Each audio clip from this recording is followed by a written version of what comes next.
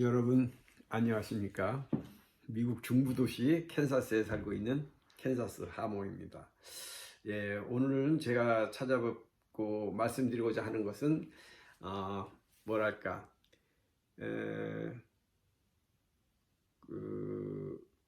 지금부터 한 1년 됐어요. 벌써 우리 도밍고 우리 세계적인 성악가와 우리 호중 가수님이 이렇게 부산에서 아주 멋진 공연을 했지 않습니까? 그때 부른 아리아 중에 하나가 우리가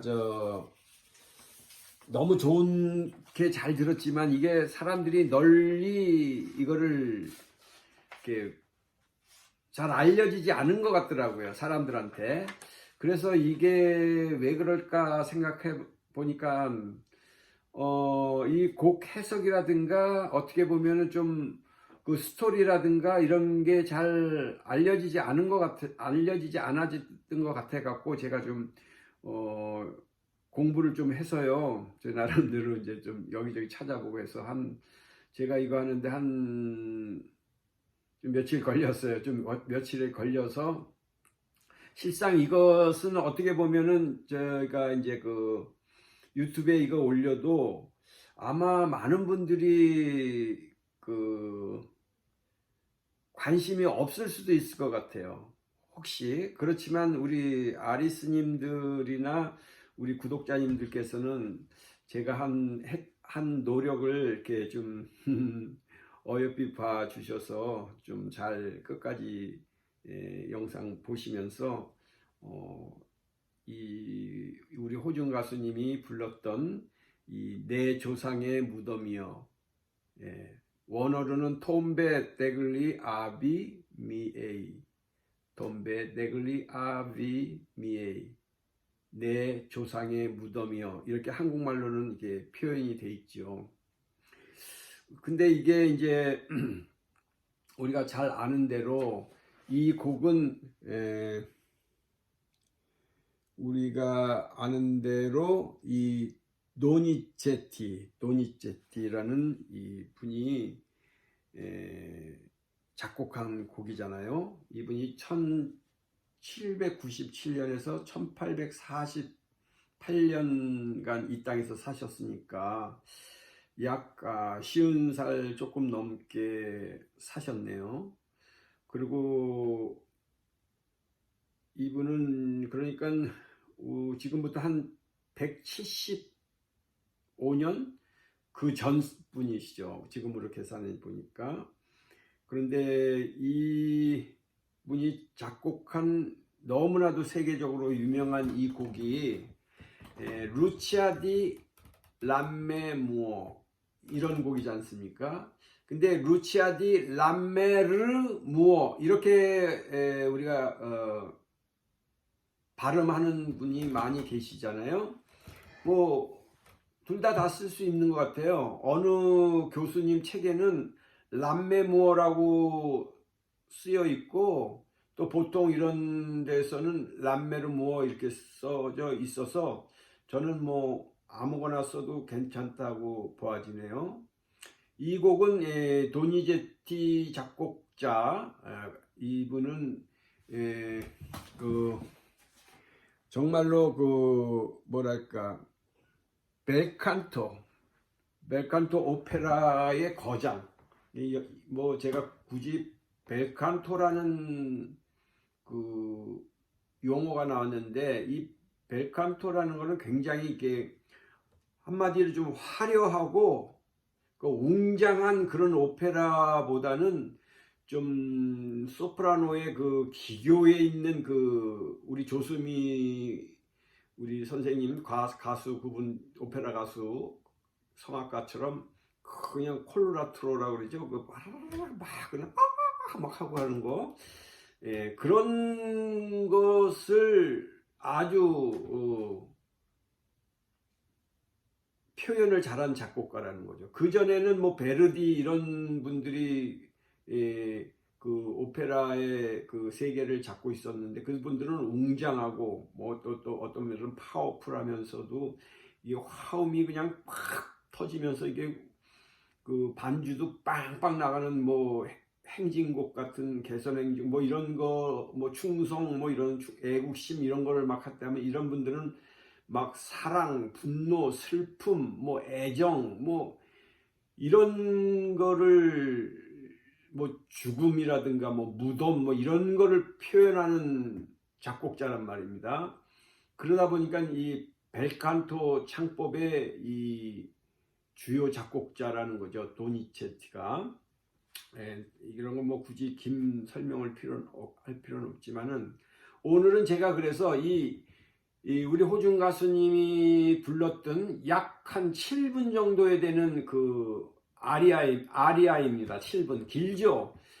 보통 우리가 아리아나 이런 어떤 그 가곡 같은 거는 길어야 한 4분 내외거든요. 3분. 어떤 거 짧은 거는 2분 조금 넘고 뭐 5분 넘는 것도 그렇게 많지가 않아요. 아리아가. 그래서 뭐 있긴 많죠. 그런데 이 곡은 우리 호중 가수님이 부른 이 러닝 타임이 약 한 6분 넘어요. 한 7분? 예를 들어서 인사하고 오고 가고 뭐 하고 그러면 한 10분은 걸렸을 거예요. 내가 보니까. 그러니까 그럼 전주 나오는 거에서부터 뭐 간주 있고 그 오케스트라가 쫙 풀어주고 나가다가 이제 싹 이제 나가잖아요. 제가 요거를 혹시 까먹을까봐 요런 내용이 있습니다. 요거는 이제 전체적인 숲을 보기 위해서 제가 이거 설명하는데 요건 알아두면은 좀 그래도 고급진 단어예요. 제가 이 단어는 알긴 하는데 자꾸만 까먹더라고요. 뭔 단어냐? 까바티나 여러분 그냥 들어주세요. 그냥 좀 그 상식적으로나 뭐 오페라 좀 우리 호중 가수님이 무슨 아리아를 부르고 그럴 때 까바티나가 있고 까발레타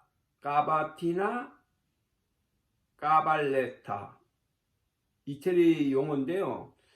이 뜻을 뭐 굳이 단어는 이게 잘 모르더라도 요런 뜻이 있습니다. 지금 우리 호중 가수님이 그 내 조상의 무덤이여 이런 곡을 이제 불렀잖아요. 그때의 이 오페라 속에서 나오는 이 곡이란 말입니다. 조금 있다가 제가 제 오페라의 그 전반적인 분위기를 숲을 보여드릴 거예요. 근데 지금 요건 잠깐 그 숲 속에 있는 그 나무 하나를 갖다가 관찰해서 지금 말씀드리고자 하는 거예요. 이해하시면 좋겠어요. 이 까바티나하고 까발레타가 있는데 우리 호중 가수님이 이게 7분 동안에 되는 이 내용 속에서 먼저 까바티나를 먼저 하고 난 다음에 까발레타를 했다. 근데 요게 뭐냐라는 걸 지금 설명드리겠습니다.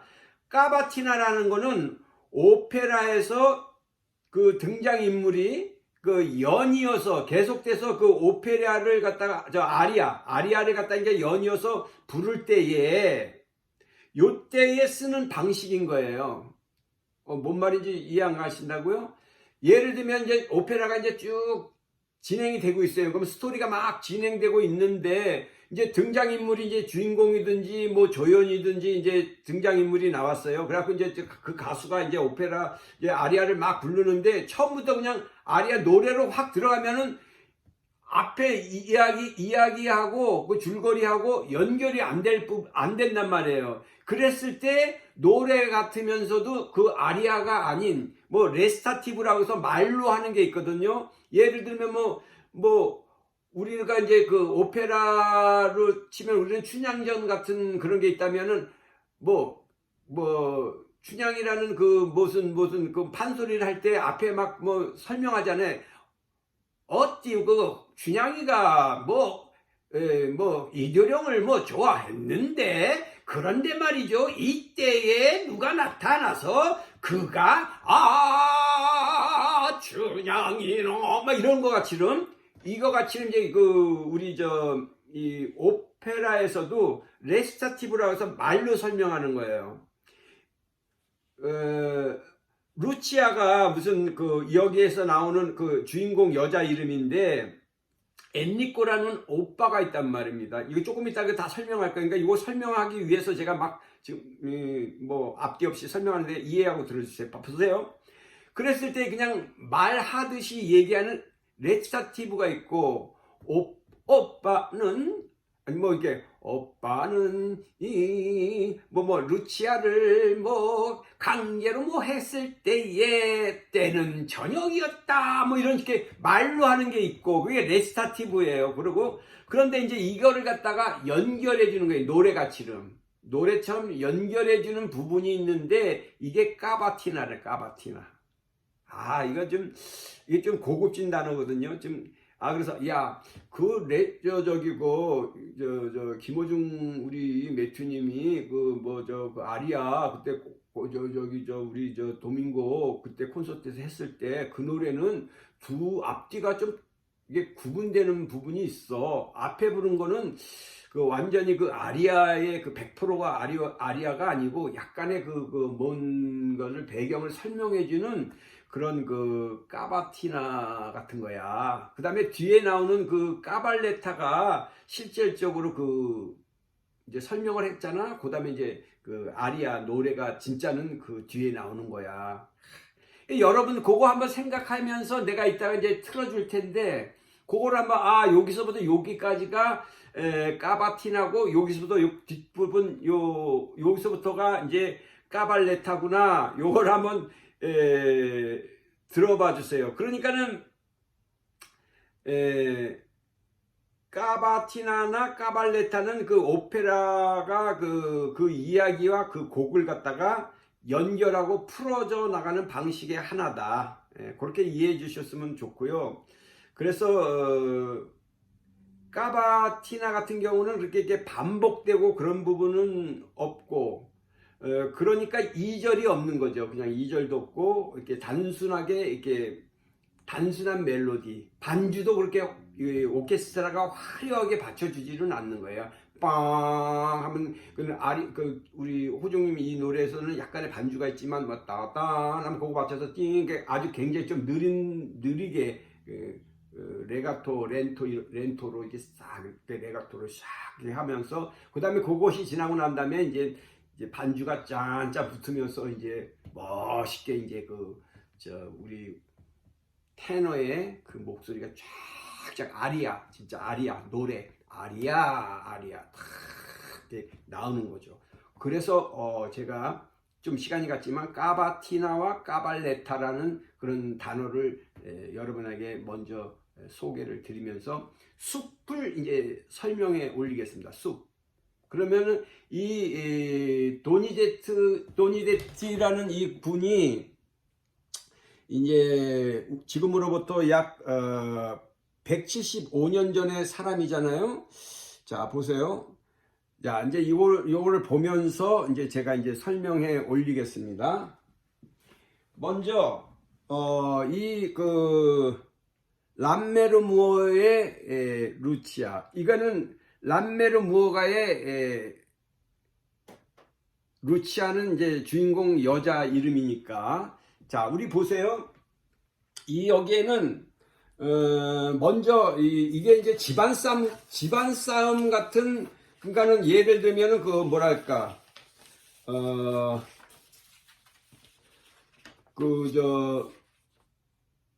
로미오와 줄리엣 같은 거예요. 로미오 줄리엣 아니에요. 그게 서로 이제 적대적인 집안이 내 있는 남녀가 사랑하다가 결국 슬프게 비극적으로 끝나는 그런 얘기잖아요. 이것도 똑같습니다. 근데 이 스토리는 실제적으로 있었던 얘기라고 하네요. 네.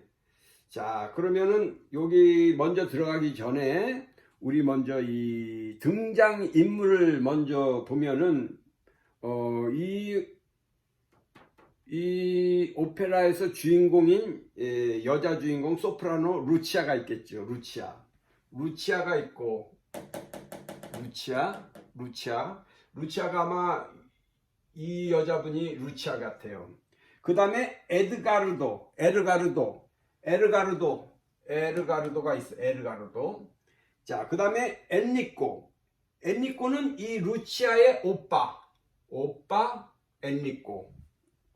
그 다음에 이 엔리코 오빠가 어디 갔어?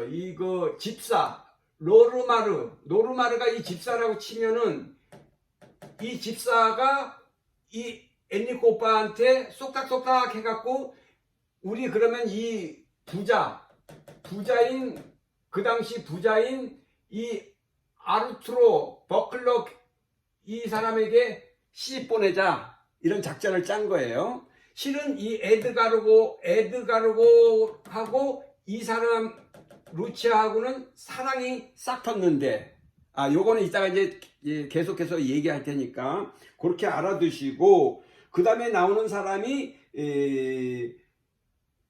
이 교회 성당의 이 신부 라이몬드라고 하시는 분 이분은 이거의 분위기를 풀어나가면서 문제점을 해결하려고 했던 분들. 그 다음에 알리사 유모. 그러니까는 루치아를 젖먹여서 키웠다고 할 수 있겠죠. 그 다음에 노르마노. 이 노르마노 이 집사가 이 노르마노네.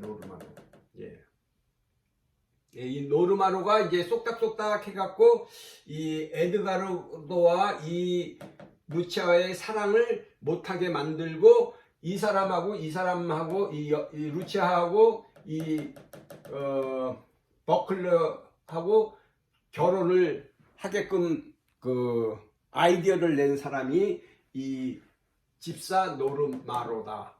요렇게 이제 큰 그림을 알고 계시면은 이제 제가 이제 이 곡에 대한 설명을 제가 이제 쭉 해보겠습니다. 지금으로부터 약 170년 전 얘기니까 그때 있었던 얘기고 실제적으로 있었던 사건이래요. 1669년 날짜까지 정확히 기록이 되어 있더라고요. 1669년 8월 24일에 실제적으로 이런 사건이 있었대요. 그러니까 지금으로부터 이거는 실제적인 사건은 한 354년, 그러니까 350년 전 이야기를 그 후에 도니체티라는 이 작곡자가 이게 그분의 50번째 곡이라는 거죠. 자, 그러면 지금부터 제가 이 곡의 내용 스토리를 갖다가 한번 얘기를 하고 난 후에 우리 호준 가수가 도밍고 그 콘서트 때 불렀던 그 노래 그 곡을 소개해 올릴게요. 자, 내 조상의 무덤이여라는 곡은 조금 있다가 제가 올리도록 하고요. 그러니까 이 람메르모의 루치아 이 곡은 이 오페라의 제목이죠. 이 오페라의 제목. 이건 한 17세기 후반 스코틀랜드를 배경으로 하고 있는데 원작이 따로 있어요. 월터 스코트라는 사람이 람메르모의 루치아가 아니라 람메르모의 신부 이렇게 브라이드 이렇게 해서 이거를 발표를 했었죠. 그래서 집안의 반대로 원치 않은 그 신부가 원치 않는 그 상대편 남자와 결혼하게 돼서 이 신부가 정신 이상이 생긴 거예요. 그래서 이 첫날 밤에 그 자기의 신랑을 칼로 죽여서 살해했죠. 그래서 이것을 바탕으로 극화 만든 것이 이 실화라는 거죠. 이것을 바탕으로 해서 도니제트가 그 벨칸토 창법의 아주 대가인 이 도니제티가 이 곡을 만들어서 비극적인 사랑, 두 가문의 그 원수들에 간에 싹텄던 그 사랑을 배경으로 해서 만든 것이 이 오페라인 거죠. 그래서 여기서는 람메르모어 이러는 가문이라는 뜻이에요. 가문, 집안, 가문. 요거는 레이븐스우드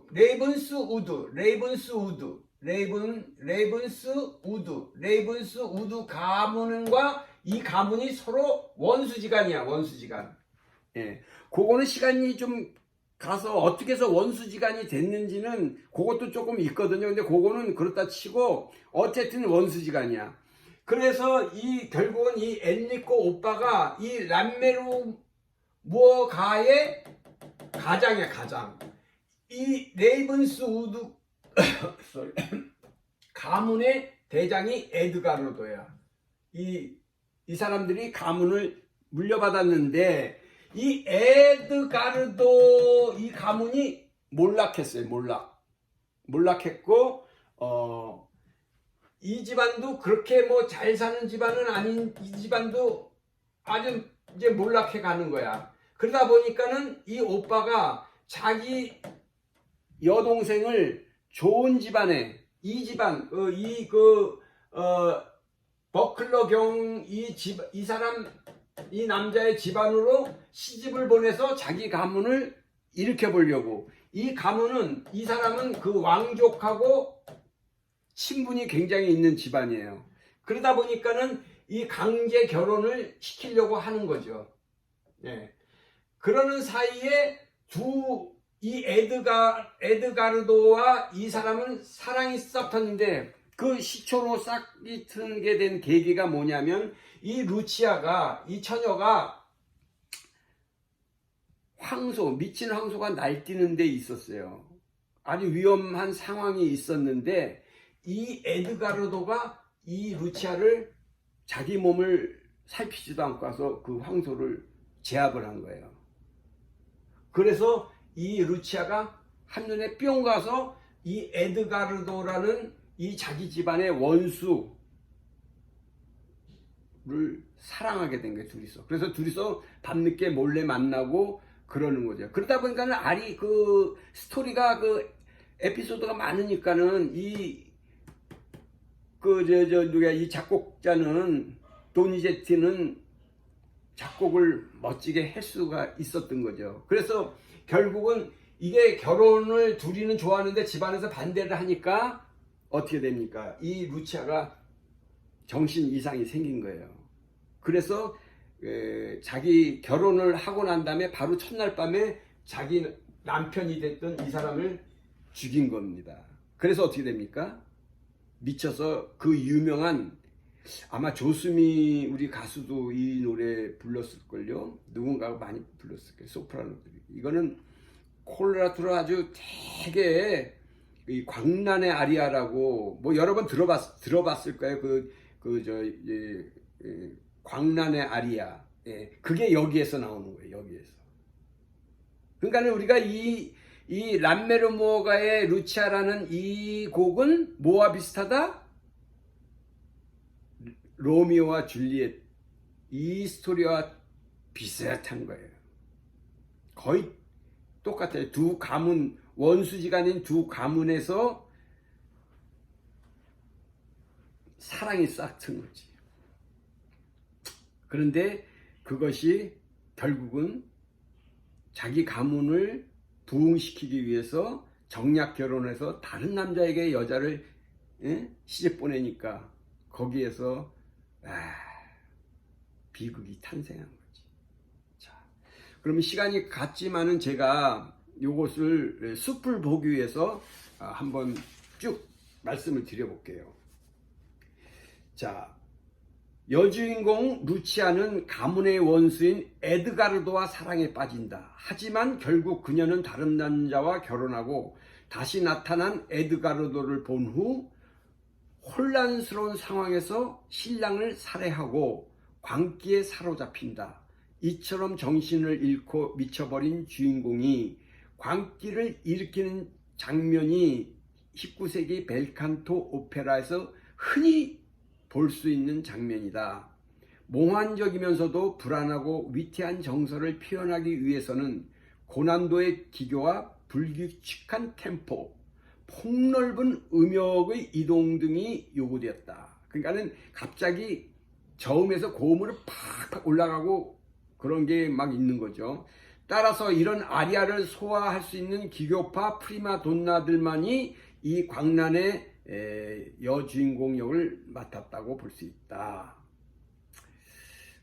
그렇죠. 이 람메르모의 루치아는 인물들의 다양한 감정이 표현되고 있고, 극의 전개에서 중요한 역할을 하는 그 단어들은 복수, 분노, 슬픔, 사랑, 광기, 이런 것들이죠. 그래서 극적인 감정은 거기에 나타나는 그 인물들이 부르는 아리아를 통해서 아주 효과적으로 묘사되어 있는 거죠.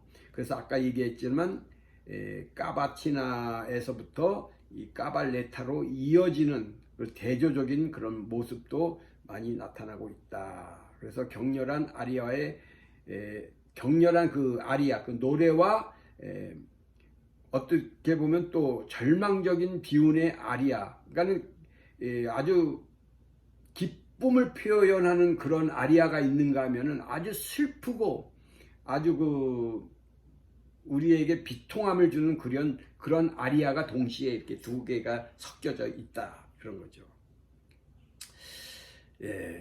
그래서 이것은 우리 벨칸토 창법에서 이런 것을 많이 나온다. 그래서 이 도니제티라는 이 작곡자는 벨칸토 창법을 했다.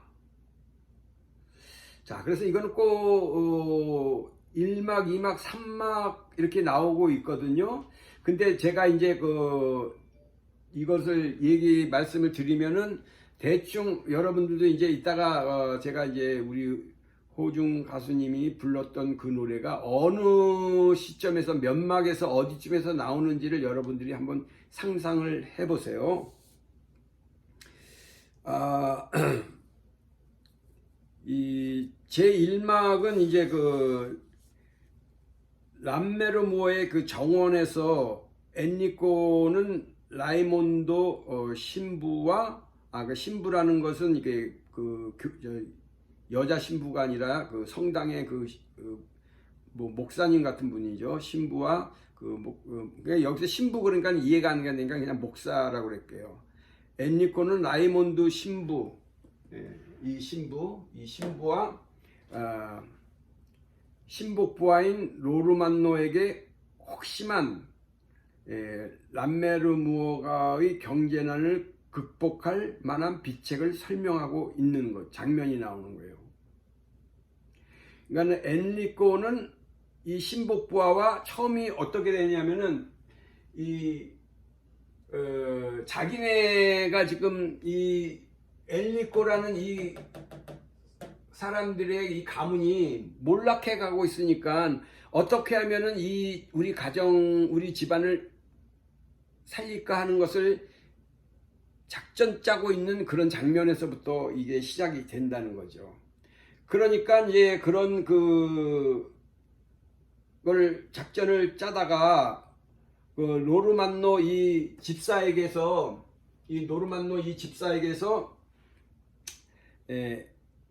뭐랄까 루치아가 자기네의 숙적인 가문인 이 에드가르도 가 사는 레이븐스 우드가에 있는 이 람메르 무어가의 숙적인 레이븐스 우드가의 에드가르와 사랑을 나누고 있다라는 것을 엘리코한테 오빠한테 얘기를 해주는 장면에서부터 이제 시작이 되는 거예요. 이거를 쫙 설명을 해주면 다시 좋은데, 그래서 거기서부터 시작을 하면서 이제 계속 전개가 되는 거죠. 그래서 이제 결국은 이 두 사람이 이제 결혼을 하려고 자기네 둘은 결혼을 하려고 했는데 이 에드가르도는 오빠한테 가서 우리 결혼을 승낙받자. 그러니까 루치아가 도저히 그건 안 될 것 같으니까 좀 기다려 봅시다. 이렇게 했는데 이거를 눈치챈 오빠가 자기네 집안을 부흥시키기 위해서 이 루치아를 어떤 면에서는 이제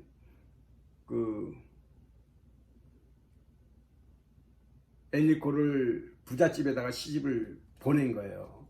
그런데 이제 여기서 이제 비극의 싹슨, 이 에드가로도가 타국으로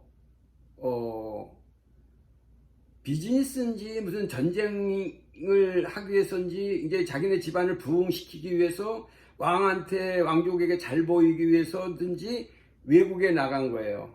전쟁을 하러 갔든지 간에 아마 전쟁 때문에 나갔을 거예요. 일부러 지원해 갖고. 그래서 가 있는 사이에, 그 사이에 떨어져 있는 사이에 오빠가 이 루치아를 갖다가 푸시하는 거지.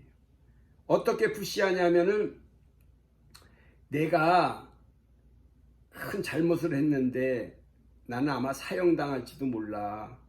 그러니 저쪽 집안 부자인 재력가면서도 권력 있는 저 집안하고 네가 가서 결혼을 하면 내가 좀 면책될 것 같고, 그러니까 결혼을 하라. 그러니까 루치아는 그 말만 갖고 안 통하니까 이 집사가, 노르마로 이 집사가 어떻게 했냐면은 꾀를 내갖고서 쑥닥쑥닥 해갖고 어떻게 했냐면은 가짜 편지를 만드는 거예요. 이 에드가로도는 타국에 나가서 임무를 수행하고 있지만 계속해서 루치아에게 편지를 보낸 거예요. 근데 그 중간에도 다 오빠가 가로채고 그 내용을 다 읽어보고 있었던 거지. 얼마나 루치아가 이 남자를 사랑하고 있는 것도 다 알고 있으면서도 그거를 루치아에게 가르쳐 주지 않았어요. 그런데 이 집사가 한눈을 와갖고 우리 가짜 편지로서 우리 에드가르도가 루치아에게 보낸 편지를 만들어서 주자 그러는 거야. 근데 이거 뭐라고 썼냐면, 나는 당신을 잊었어. 이제 뭐 이런 식으로 이제 가짜 편지를 써서 보낸 거지.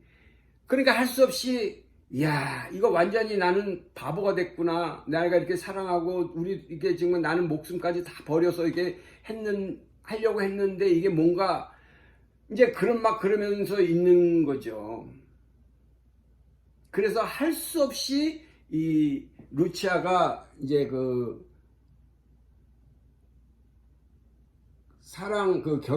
결혼을 이제 서명을 하는 거예요. 자, 이 장면 이제 서명을 이제 루치아의 오빠인 엔리코가 루치아에게 가문을 위해서 결혼하라고 말하는 장면이다. 이렇게 이게 나와 있네요. 자, 일단 중간에서 이거 한번 보시고, 그러면서 어느덧 사랑에 빠진 루치아와 에드가르도가 이 아주 오페라 공연에서 이중창을 멋있게 이제 부르는 모습. 그 다음에 이제 에드가르도와 루치아가 이 아무도 없는 조용한 밤에 숲속에서 이렇게 사랑을 나누고 있지요. 예. 아주 참 이때가 너무너무 행복했을 거예요. 네. 우리도 보면은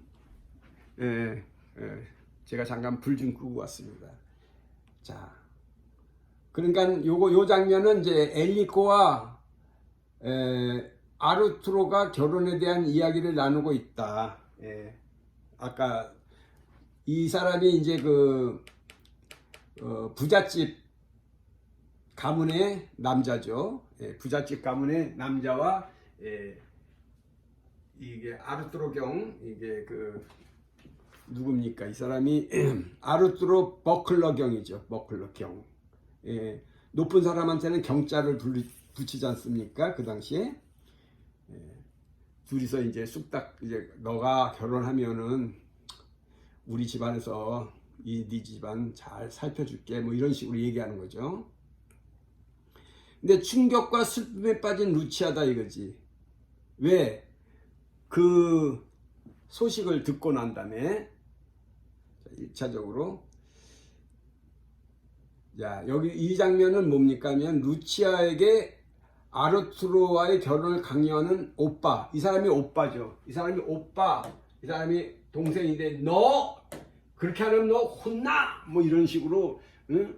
우리는 이제 어쩔 수 없어, 결혼해야 돼, 뭐 이런 식으로 이제 막 예? 얘기하는 거죠. 예. 그래서 에드가르도와 이제 사랑에 빠진 이 루치아가 요 바로 전에 이렇게 이제 서로를 이렇게 아끼면서 사랑하는 장면이 나오는 거죠. 이제 그러니까 할 수 없이 이제 그 루치아가 그 부잣집 그 버클러 경이죠. 아르투로와 이제 결혼할 것을 서약할 것을 이제 결심하는 그런 모습. 여기에다가 이제 서명만 하면 끝나는 거지요. 이 루치아가 둘이 서서 빨리 해 뭐 이런 표정들. 그리고 이 주변에 있는 사람들은 이 루치아가 사인만 하면 아주 기쁘게 이 결혼이 성대하게 이러니까 모두들 기뻐하는 노래가 이 노래 이거 뭐야 이 오페라의 줄거리에서는 죽음, 슬픔, 뭐 절망, 뭐 애통 뭐 이런 표현이 또 있으면서 한편으로는 이렇게 멋있는 기쁜 노래들도 막 나오는 거죠. 예, 예. 그래서 루치아는 에드가르도가 자기 집을 잊은 지 오래됐으니까 어쩔 수 없이 이 오빠의 말을 믿고서 이제 결혼식에 이제 서명을 하는 장면입니다. 이게 참 너무나도 비극적인 거죠. 예. 정말로 거짓으로 꾸민 거지. 이게 거짓이 판치는 세상에서 이 사람은 이제 속은 거죠. 자기는 끝까지 지킬 수가 있었는데 이 에드가르도 자기가 사랑한 그 사람의 마음을 이 사람은 주변 사람들에 의해서 자기의 사랑을 놓친 것으로 생각하는 거지. 요거는 이제 그 루치아가 결혼 서약에 서명을 하니까 이때 마침 또 극적으로 이 에드가르도가 이 타국에 있다가 자기가 느낌이 이상하니까는 왜 루치아가 자기가 편지를 하면은 왜 답변도 안 오고 그러니까 이상한 느낌이 있으니까는 갑자기 이제 본국으로 와서 루치아를 보니까 웬걸 결혼에 서명했다니까. 이런 말해도 그냥 이게 뭐 자기도 이제 막 세상이 막 분노로 가득 찬 거지. 예? 여기에 그래서 이제 결투를 신청하고 막 그러는 거예요. 이 에드가르도라는 이 주인공 남자가 그 오빠한테도 네가 뭔데 우리의 결혼을 방해해 막 그러면서도 결혼에 서명을 했으니까 어떻게 됩니까? 이게 참 난감하잖아요. 그죠? 자, 그리고 때에 이제 여기까지 이제 우리가 봤고요. 자, 그 다음에가 이제 우리가 이제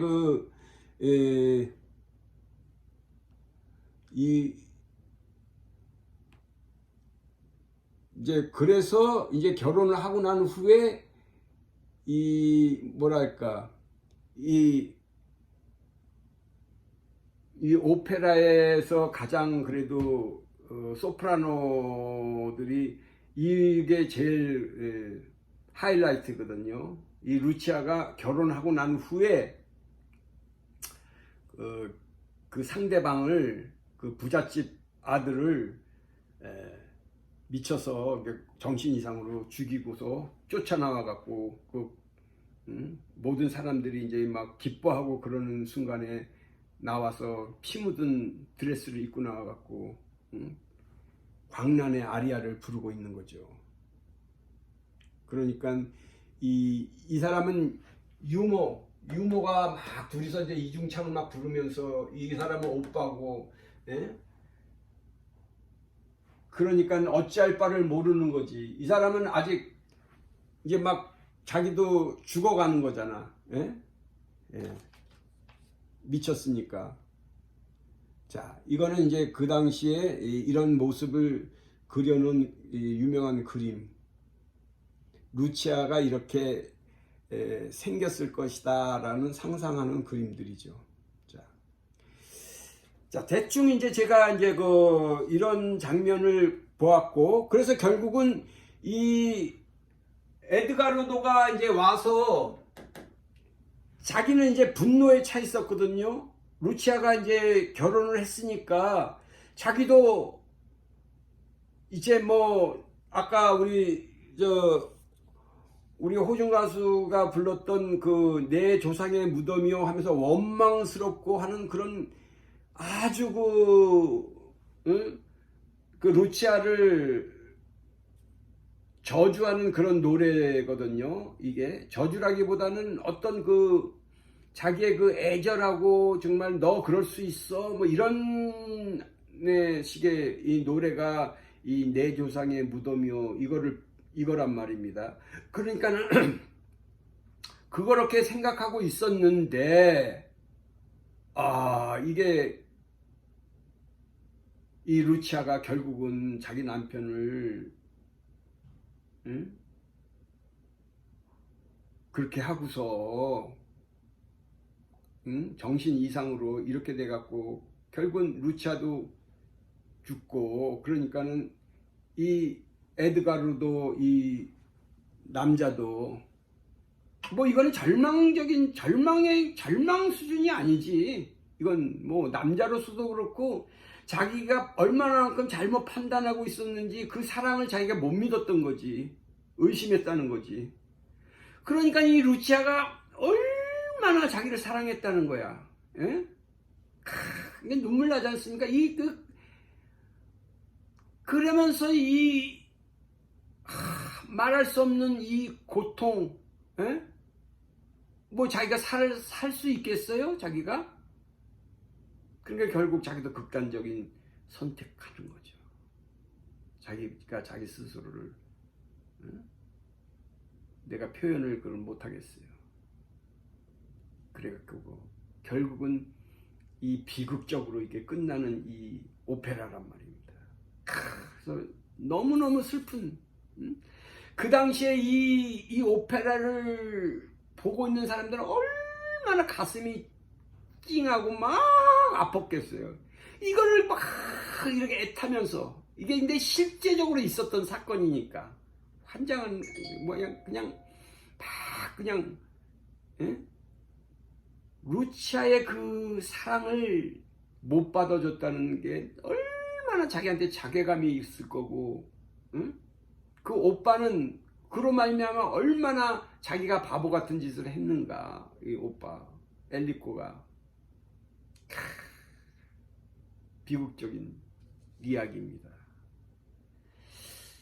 자, 그러면은 제가 이거를 100% 잘 줄거리를 설명했는지를 모르겠는데 이제 숲을 제가 이제 대충 얘기를 했어요.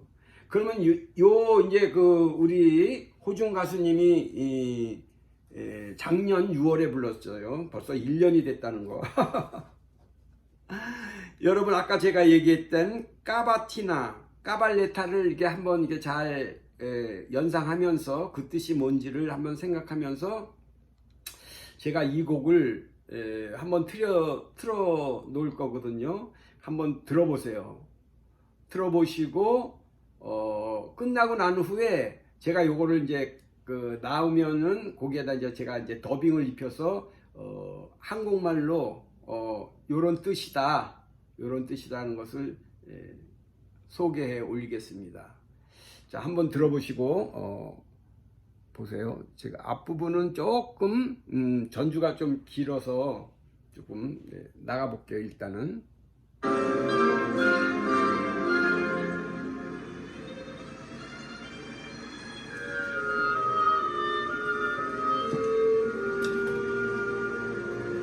처음에 이제 까바티나가 나가고 있는 중이죠.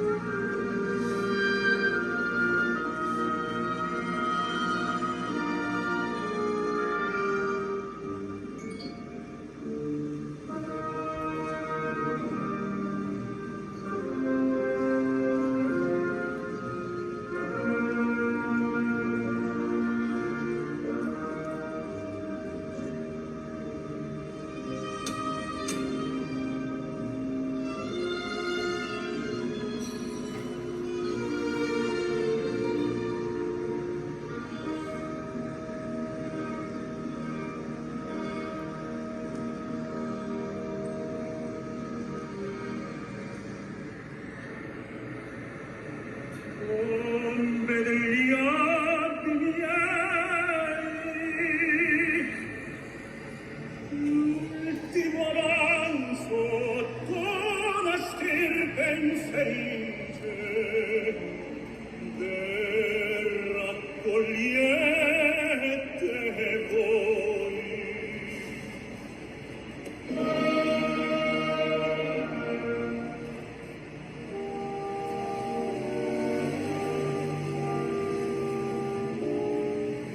Cessò dell'ira il breve fuoco, sulle ghiacciaro abbandonarmi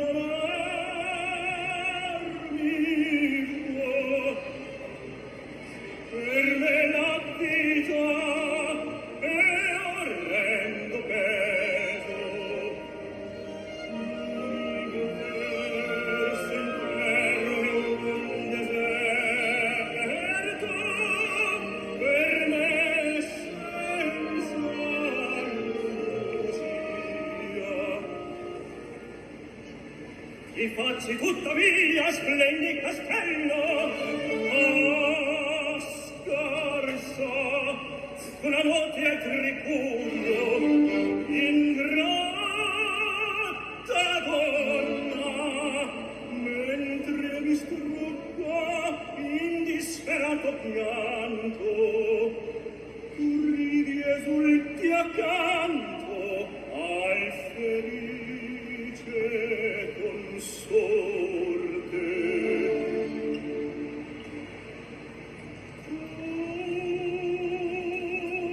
Tutte le gioie in seno, tutte le gioie in seno, io quella morte,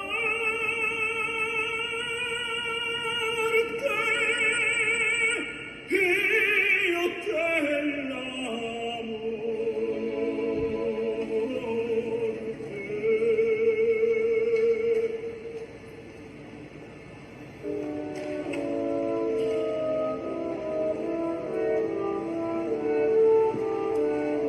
이제 아리아가 나오는 거죠.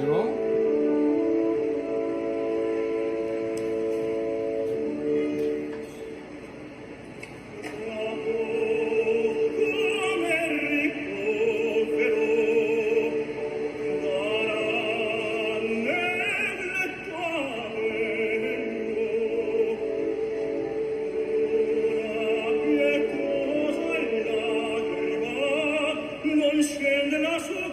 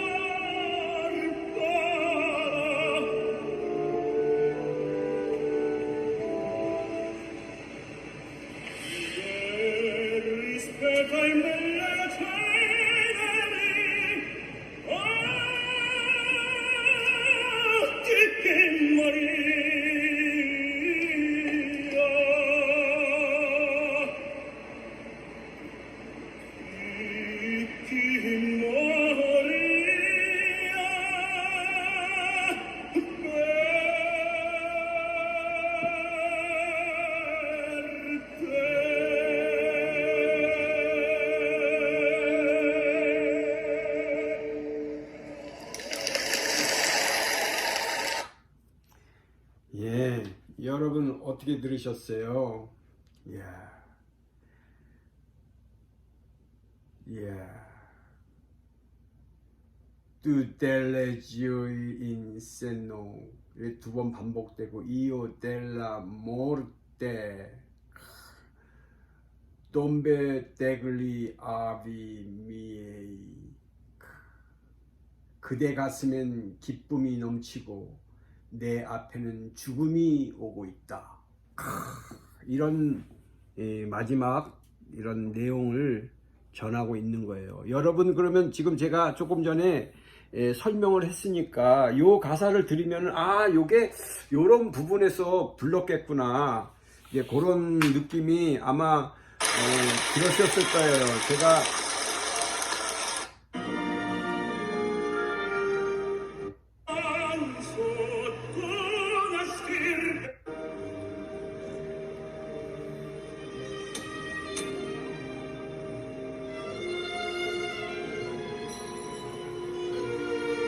한번 제가 가사를 한번 설명하면서 들어봅시다.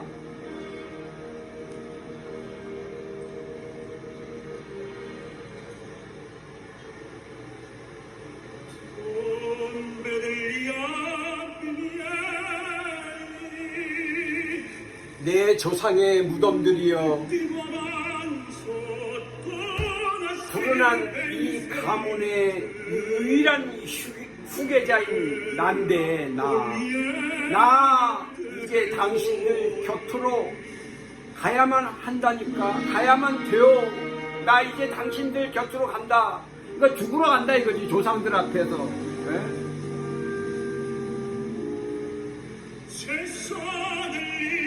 이제 내 아이의 그 아픔과 슬픔을 분노를 거두고 원수들을 갚으러 가니까 나를 데려가 주오. 나를 죽게 해달라, 이런 뜻이죠.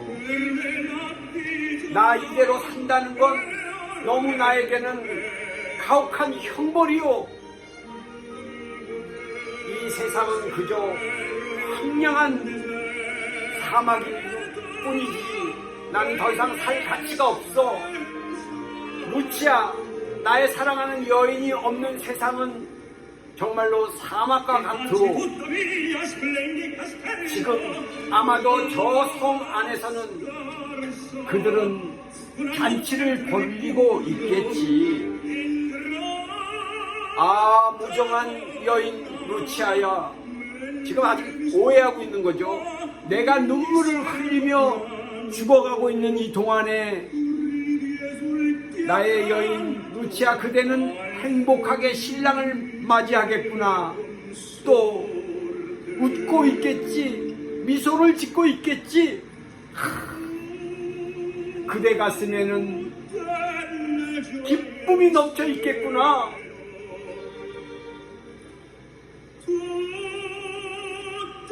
두 번이나 반복하잖아요. 정말로 그대 루치아, 너의 가슴은 기쁨이 넘쳐 있겠지. 오해하고 있는 거죠.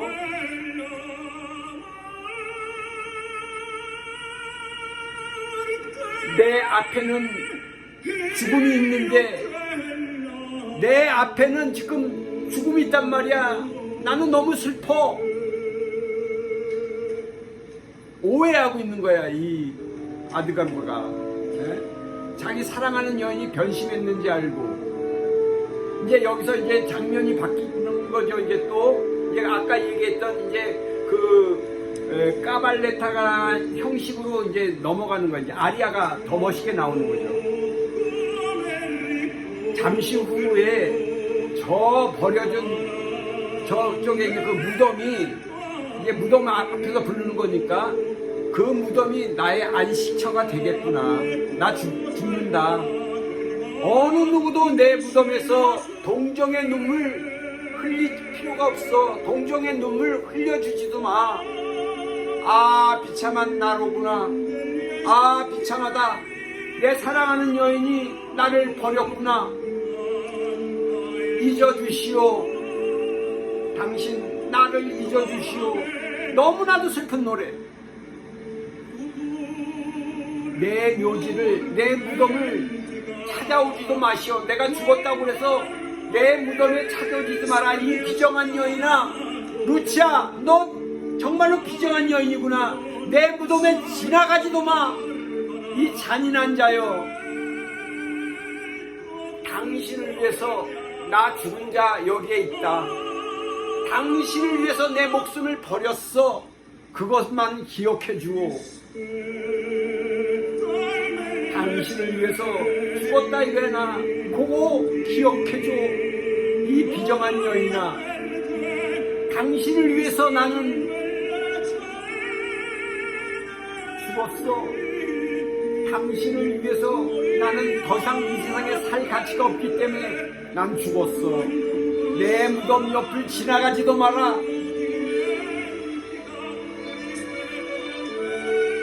당신을 위해서 죽었다는 것만 생각해 주오.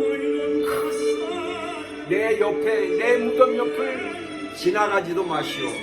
계속 반복되고 있죠. 당신을 위해서 내 목숨을 버렸다는 것을 기억해 주시오.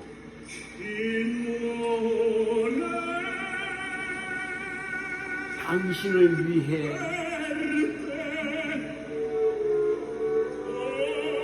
오 비정한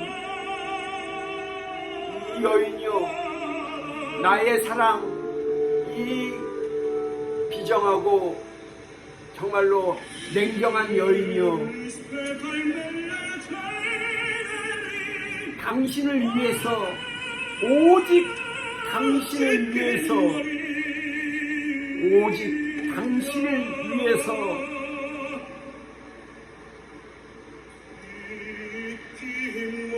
죽은 나를 기억해 주오.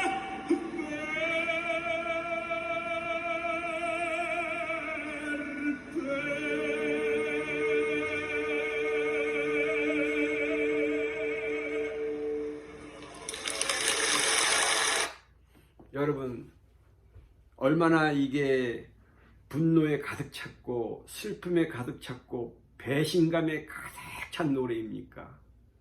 응? 자기를 세상이 속여서 자기를 파멸의 구렁텅이에 빠뜨렸지 않습니까?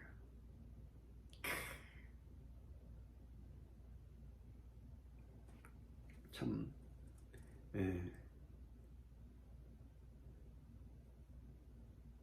당신을 위해서 나는 죽었는데 그것만 알아주시오. 참. 그러니 이 루치아가 얼마나, 루치아도 진짜 정신을 잊어서 자기가 결혼한 그 첫날 밤에 그 남자를, 끔찍한 일을 벌였겠어요.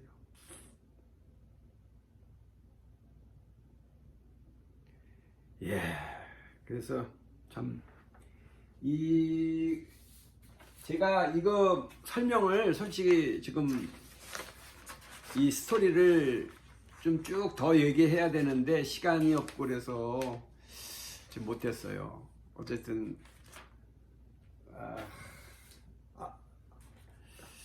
여기까지 마치도록 할게요.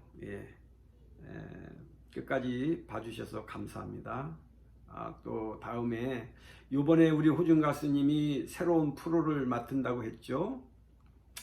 거기에도 기대가 큽니다. 그래서 저도 그거를 여기서는 주로 하루나 이틀 늦게 그 영상을 봐요.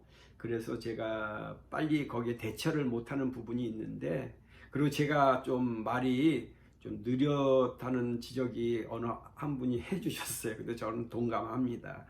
왜 그러냐면 빨리빨리 그 단어들이 생각이 알기는 하는데 그게 떠오르지 않는 경우가 참 많아요.